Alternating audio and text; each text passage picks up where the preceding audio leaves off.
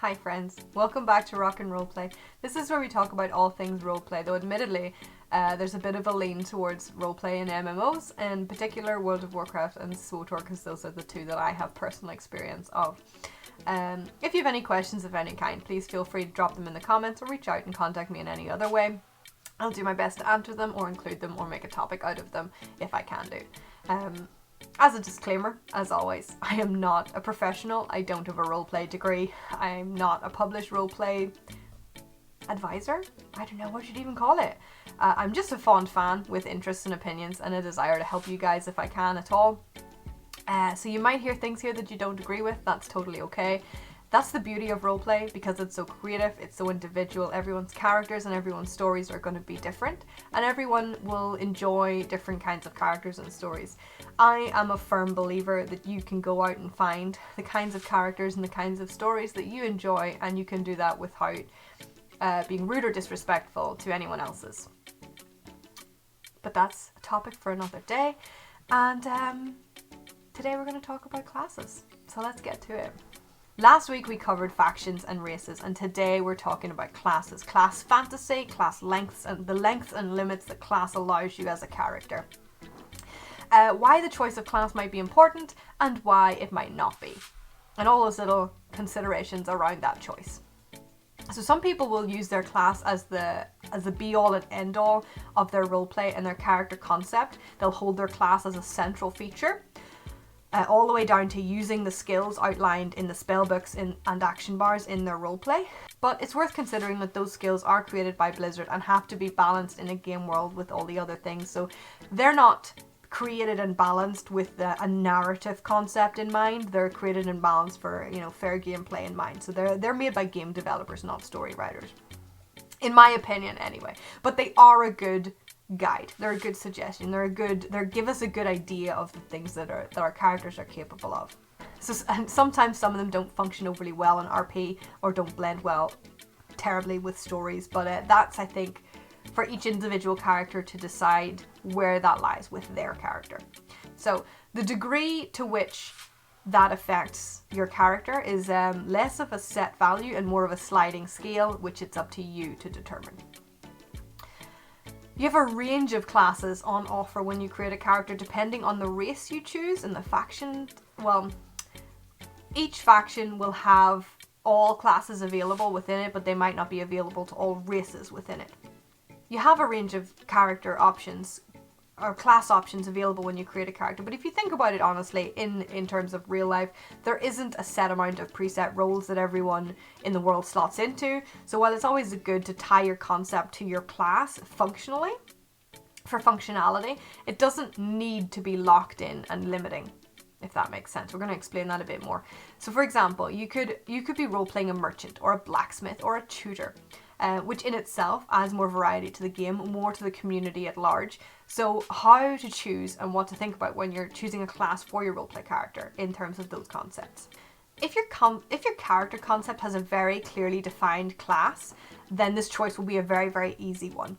For example, if you're going to roll a human silverhand paladin, he's going to be a paladin. That's a very simple choice for you to make. But if they do not have a very, very clearly narratively defined class, then you can consider a few more details before you make the choice of what class your actual avatar is going to be. First of all, are they maritally skilled? I always struggle with that word. Martially skilled? Or magically skilled, Are they more of a sword fighter, or are they more of a magical... they lean on magical talents more.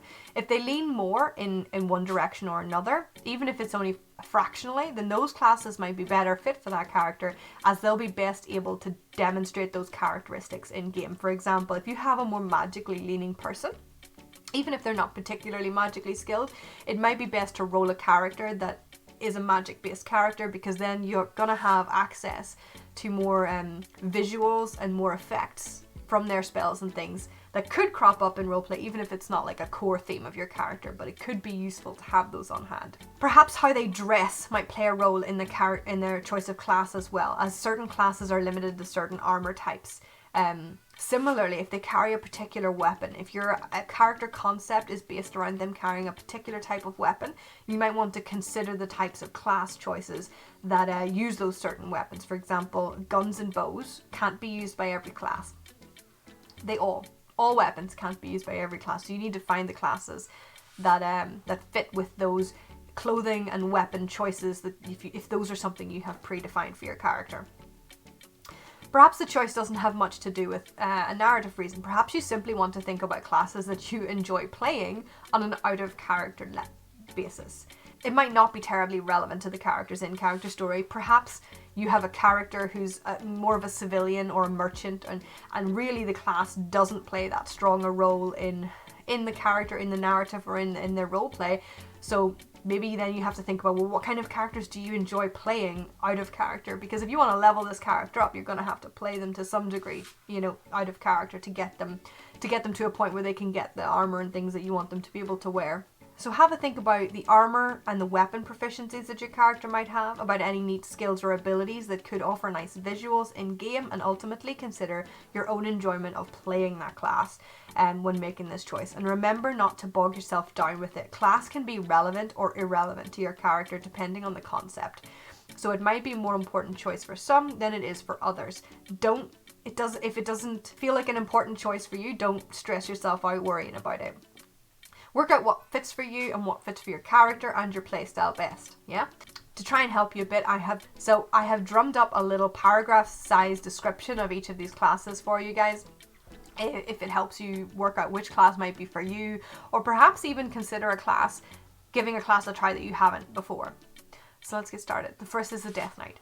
Death Knights are one of the most restricted classes, as it does set certain presets on your roleplay, like being dead. Death Knights are undead. This brings with it a host of unique complications and intricacies that could prove limiting to certain narrative concepts and players, but could be interesting to navigate for others. So it really depends on what you're looking for as a player.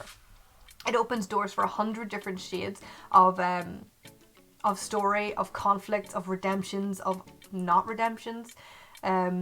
There's also potentially some flexibility in what generation your Death Knight character is, and with the new lore and story that's been added for Death Knights in Shadowlands that I don't particularly know too much about yet, they have a new lease of relevance, however, with the Shadowlands storyline, so that could be its own topic entirely. But Death Knights are they're once again relevant. Paladins are the heavy armor wearing light benders. So if rolling one of these, it's a good idea to have light featuring somewhere in their story, be it a case of them being devout and totally devout to the light, begrudgingly affiliated, a rising trainee, or a slipping veteran. There's anywhere on the scale you could be there. There's several spins you can take on that aspect, along with several plot mechanics you can breed from their ability and their relationship with the light itself. To further deepen the opportunity, they could also be or have affiliation with one of the light using groups that currently exist in the game. That's the Scarlet Crusade, the Silver Hand, the Blood Knight Order, the Argent Dawn, and the Argent Crusade. I might be missing some. If I'm missing some, drop them below. I'm not flawless, guys. But yeah, there's a lot of groups based around the light you could be affiliated with, or you could be not affiliated with. As always, guys, there's always two sides to the scale, so if I forget to specifically lay out both of them, correct me in the comments. Then there's warriors. So warriors are one of the most flexible classes to fit around. I've written here more outlandish and unusual, but it could be just even more normal character concepts. But because they do not have any pre-made ties and bonds, such as the paladins and the light, they're soldiers, fighters, brawlers, sellswords. Any character that can hold their own and display some fighting ability could easily work as a warrior class. And it's commonly used for all manner of adventurers, mercenaries, sellswords. And it's definitely a good choice for a more flexible character concept, even down to civilians. Like warriors could just be civilians because they have no, they're a very standard core character. I think that's what I'm trying to say here. Then we have druids. Only a handful of races can be druids, which is more limiting actually than the lore. The lore would suggest that a few more races should be able to be druids, but that's a whole other thing. So only a handful can be druids. But there's a few more now with the allied races being more available as well, but this somehow limits your choice with them. However, if your character is based around those races, and then the class itself is very interesting, and it holds a host of different facets depending on the race you choose to play with. The trolls, for example, consider their shapeshifting a boon from the Loa gods that they worship, taking their form to fight in their name type thing. The Tauren consider it more of a communing with the Earth Mother and taking on a form of nature similar to the Night Elves. So there are various paths to take with druids, and even then you can always adjust the scale of ability, making it more interesting. Perhaps your character is a troll that struggles to shapeshift due to a waning disillusionment with his Loa, etc, etc. Like I said, the core mechanic is there, but you can be anywhere on the scale of that. Next we have shamans. Shamans are spiritual visionaries and practitioners of tribes and clans. The class works well with concepts of elders and seers. They commune with the elements, the spirits, the forces invisible to normal eyes. Very mystical kind of class. And they draw their power from that. And in the trollish culture, they're called witch doctors for their dabbling, and they're quite revered. And it's another versatile tool for more tribal character concepts. Orc shamans are very integral to the orc culture as well. They're quite revered with them. I'm not so sure about shamans in the Alliance. I know Draenei have them, but again, it's an interesting character concept, and you could be anywhere from a particularly attuned and revered and respected shaman to, you know, someone who's perhaps learning or perhaps struggling, or perhaps they were good and now they're not. Anywhere on the scale, friends, for everything. There's a whole arc of story. The next one we have is hunters. Hunter is another very versatile class. Almost all races have hunters as well. They're very flexible, they're very versatile for almost any concept, as they have a range of skills and a range of abilities, and they're in a very flexible manner that can melt to almost any story or character. Hunters could be anything from travelers to merchants to game hunters to bounty hunters to soldiers to sellswords, beast tamers. The options are almost endless because their skills range from animal kinship to archery and even to basic tracking and survival skills that any character could have learned or adopted in 100 different ways, particularly considering the conflict-rich climate that Azeroth is. So hunters are very, very versatile. And they're also very, very enjoyable to play on an out-of-character basis, and I feel very beginner-friendly as well. So next we have the rogues. The Draenei, the Lightforged Draenei, the Tauren and the High Mountain Tauren cannot be rogues. But for every other race there's usually a very adopted go-to class for any level of civilian or non-hero type character concept, and particularly those that require more sleight of hand and quick wit styled characters. They could range from assassins to street thieves, to crafters, to merchants and traders. Rogues can be about anything in a roleplay concept, save obviously more intently magical concepts that have better benefit from a class that can display that to some degree.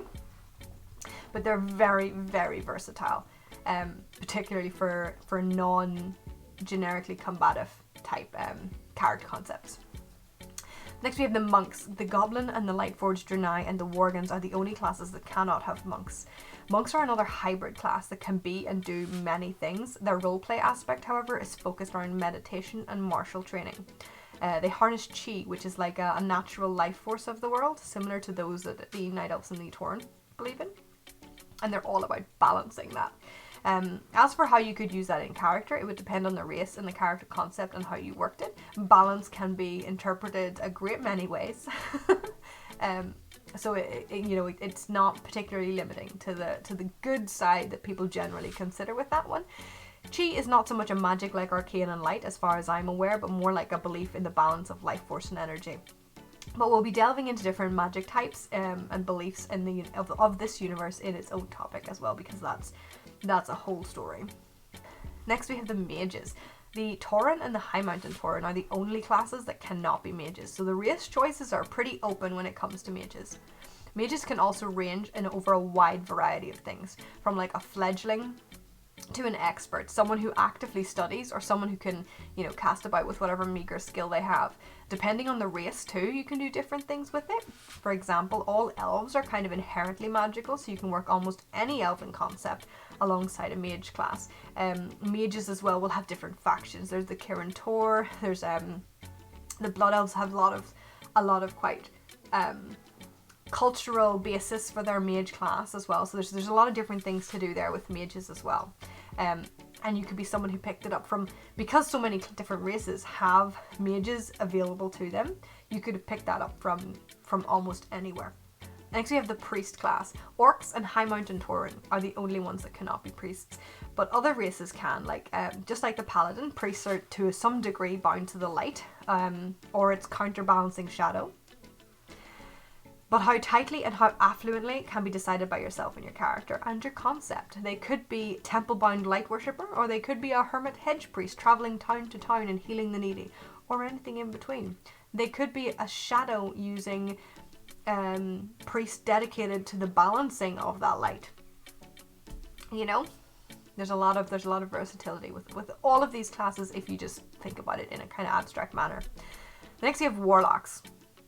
Cultirans, a light-forged Draenei, normal Draenei, Night Elves, Tauren, Zandalari, Maikar, and High Mountain Tauren, and Pandaren cannot be warlocks. There's quite a hefty bunch of races that cannot be warlocks.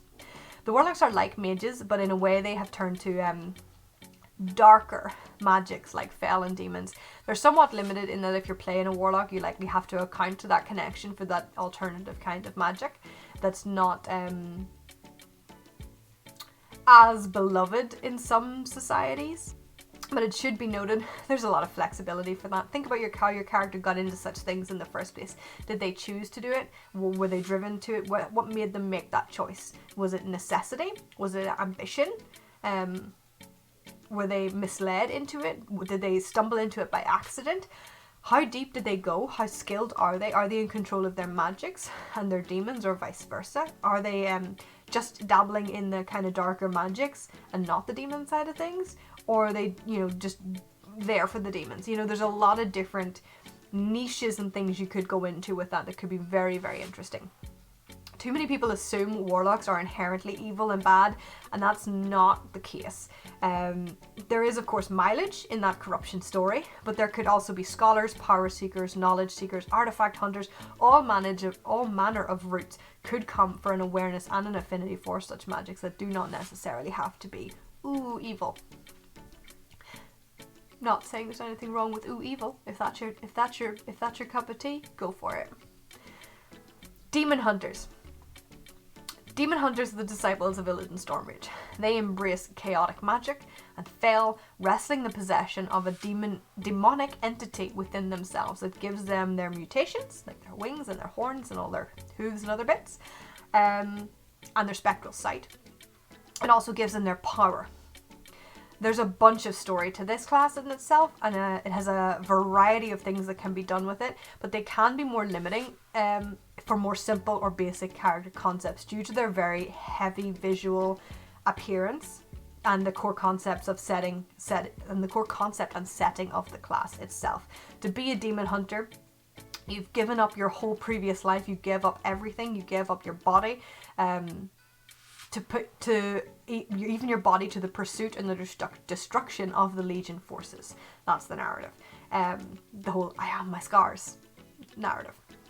So to me, that kind of intense devotion and drive doesn't really sit too well with the concept of Bob the Baker trying to carve out his corner of the fresh rolls market in the city.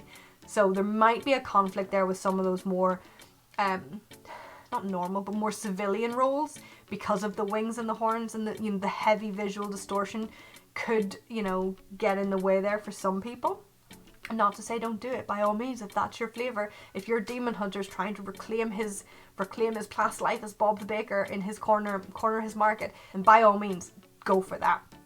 But it can be a bit trickier to navigate those more civilian concepts with the demon hunter class, because the visuals are so different, and because a lot of people inherently just subconsciously see the class and assume they're a demon hunter. So all in all, there's enough variety in the classes available that I doubt there's much that cannot be slotted neatly into one of them or another. The crux comes with playstyle. Some people like their RP main to be their gameplay main as well, and so their class choice is limited to the classes that they enjoy playing. Then again, some people like having their RP characters separate from their gameplay tunes. This is all down to personal preference, but it's a note to be considered when trying to pick the right class for your character and the right combination for yourself.